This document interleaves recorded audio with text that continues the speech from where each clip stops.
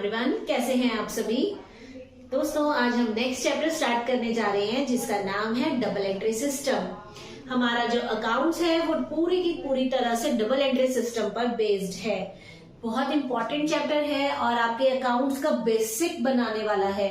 इसमें बहुत कुछ आता है जैसे कि मीनिंग, एडवांटेजेस, डिसएडवांटेजेस, ये तो हुआ थ्योरी पोर्शन। और बाकी होता है इसमें क्लासिफिकेशन ऑफ अकाउंट्स की, कितने टाइप के अकाउंट हैं, उनके रूल्स क्या हैं। तो रूल्स और टाइप्स ऑफ अकाउंट्स हम नेक्स्ट वीडियो में पढ़ेंगे। आज के पार्ट में हम मीनिंग, एडवांटेजेस और डिसएडवांटेजेस पढ़ेंगे। तो वीडियो को एंड तक जरूर देखिएगा। वीडियो पसंद आए तो दोस्तों के साथ शेयर कीजिएगा, लाइक कीजिएगा और चैनल को सब्सक्राइब जरूर कर दीजिएगा। तो चलिए स्टार्ट करते हैं हम आज का concept, which is double entry system. नाम से ही पता चल रहा है ये एक ऐसा सिस्टम है जहां पर डबल एंट्री हो रही है। डबल एंट्री हो रही है, किस चीज की डबल एंट्री हो रही है, यही आ रहा है ना आपके माइंड में। देखिए, जो भी बिजनेस ट्रांजैक्शन हो रही होती है उसे रिकॉर्ड करना जरूरी होता है, क्योंकि एक बिजनेसमैन के लिए पॉसिबल नहीं है कि वो हर ट्रांजैक्शन को रिमाइंड करके रखे, हर कस्टमर और हर सेलर के बारे में वो याद रखे। तो उसके बिजनेस में जो भी घटना हो रही होती है वो उसको रिकॉर्ड करना स्टार्ट करता है। और हमारा डबल एंट्री सिस्टम ये कहता है कि हर ट्रांजैक्शन कम से कम 2 अकाउंट्स पर इफेक्ट जरूर डालती है। यानी एक चीज डेबिट होगी तो दूसरी चीज क्रेडिट होगी, ये रूल है। ठीक है, अब डेबिट होगा, क्रेडिट होगा, इसका क्या मतलब है। डेबिट और क्रेडिट सिर्फ क्वेश्चंस को लिखने का एक तरीका है। डेबिट और क्रेडिट का मतलब हमारे पास 2 तरह के अकाउंट है। बिजनेस में कुछ भी होगा तो एक चीज आएगी, बदले में दूसरी चीज जाएगी। और जब कोई चीज आ रही है या जा रही है, 2 चीजों का इफेक्ट हो रहा है, तो उसी को हम डबल एंट्री सिस्टम कहते हैं। सिंपल सी भाषा में कहा जाए तो डबल एंट्री का मतलब ये नहीं है कि एक एंट्री को 2 बार लिख दो। नहीं, ऐसा कंफ्यूज नहीं होना।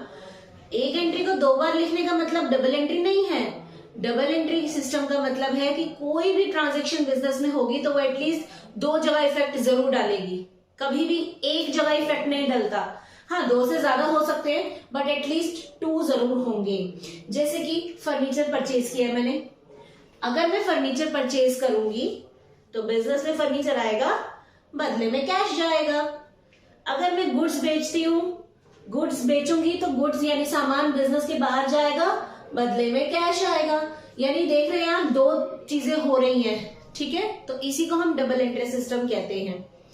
अब इसका बेनिफिट क्या है, क्यों हम डबल एंट्री सिस्टम कर रहे हैं। इसलिए ताकि फर्स्ट इज साइंटिफिक सिस्टम, क्योंकि एक साइंटिफिक सिस्टम है, यानी ये काम करने का एक सही तरीका है। अगर आप डबल एंट्री सिस्टम फॉलो नहीं कर रहे तो आपके अकाउंट्स गलत हो जाएंगे। और जैसा कि मैंने आपको पहले ही बताया हुआ है अपनी प्रीवियस वीडियोस में कि अकाउंटिंग जो है वो यूनिवर्सल है। आप चाहे इंडिया में पढ़े, चाहे इंडिया के बाहर कहीं भी पढ़े, सेम रूल्स फॉलो हो रहे हैं। तो ये क्यों हो पा रहा है, क्योंकि ये साइंटिफिक है। जो चीज आप सीख रहे हैं वही बाकी लोगों को भी सिखाया जा रहा है। ये कुछ प्रिंसिपल्स पर आधारित है। ठीक है, तो इसीलिए ये जरूरी है। Second, complete record of transaction.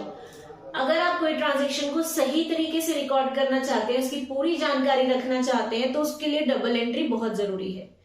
Third, preparation of trial balance.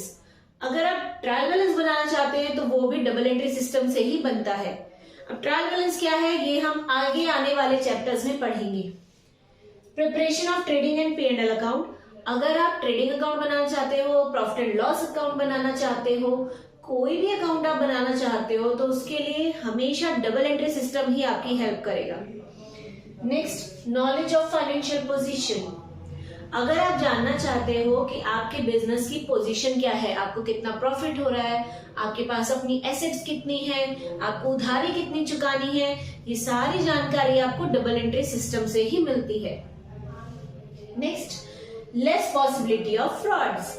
अगर आप डबल एंट्री सिस्टम फॉलो कर रहे हैं तो कभी भी आपके बिजनेस में फ्रॉड्स नहीं होंगे, या अगर हो भी रहे हैं तो उनको आप आसानी से पकड़ सकते हैं। तो अगर आप चाहते हो कि आपके बिजनेस में फ्रॉड्स कम हो तो आपको डबल एंट्री सिस्टम फॉलो करना पड़ेगा। Next, legal approval. यानी हमारी सरकार ने हमें डबल एंट्री सिस्टम को अप्रूवल करके दिया है। यानी अगर आपका बिजनेस डबल एंट्री सिस्टम से चल रहा है तो वो लीगली सही माना जाएगा।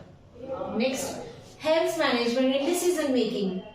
अगर आप फ्यूचर में कोई डिसीजन लेना चाहते हो किसी भी प्रोजेक्ट से रिलेटेड, किसी कस्टमर से या गुड्स से रिलेटेड, तो उसमें डबल एंट्री सिस्टम आपकी पूरी तरह से मदद करता है। अब इसका कुछ नुकसान भी है, वो डिसएडवांटेजेस देख लेते हैं। First, complex in nature. Complex का मतलब होता है टफ होना, कोई चीज बहुत उलझी हुई होना।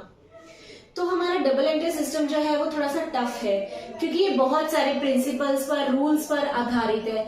अगर आपको उन रूल्स की जानकारी नहीं है तो आपके अकाउंट्स गलत हो जाएंगे। Second, maintenance cost is high. आपको डबल एंट्री सिस्टम फॉलो करने के समय बहुत सारे अकाउंट्स बनाने पड़ते हैं, जो हम आने वाले चैप्टर्स में पढ़ेंगे। अलग अलग तरह के अकाउंट्स बनाए जाते हैं, अलग अलग तरह के ट्रायल बैलेंस शीट वगैरह बनाई जाती है, जिसके लिए हमें बहुत सारी बुक्स की रिक्वायरमेंट है, बहुत सारे टाइम की रिक्वायरमेंट है, तो इसमें खर्चा ज्यादा आ जाता है, इसीलिए ये कॉस्टली मानी जाती है। टाइम कंज्यूमिंग, जैसा मैंने बताया बहुत सारे अकाउंट्स बनाने हैं तो टाइम तो लगेगा, इसलिए ये टाइम कंज्यूमिंग भी है। Then knowledge and skill required. जब तक आपको नॉलेज नहीं है अकाउंट्स की, आपके पास स्किल नहीं है, रूल्स की इंफॉर्मेशन नहीं है, तब तक आप डबल एंट्री सिस्टम नहीं कर सकते। अभी जैसे आप 11th क्लास में हैं, अभी तो आप सीख रहे हैं बेसिक्स कि अकाउंट्स क्या होता है, उसके रूल्स क्या हैं। अगर आपको ये नहीं पता तो आप आगे का काम भी नहीं कर सकते। अगर मैं आपको कह दूं ट्रायल बैलेंस बना के दिखाइए, बैलेंस शीट बना के दिखाइए, लेजर बनाइए, आप नहीं कर सकेंगे, क्योंकि आपके पास उसकी नॉलेज नहीं है। यानी अकाउंट्स करने के लिए नॉलेज और स्किल की जरूरत पड़ती है। कोई भी इंसान इसको बिना नॉलेज के नहीं कर सकता। अब हमारा ये वाला कॉन्सेप्ट तो यही खत्म है। नेक्स्ट वीडियो में हम टाइप्स ऑफ अकाउंट्स पढ़ेंगे। Till then bye bye, have a good day.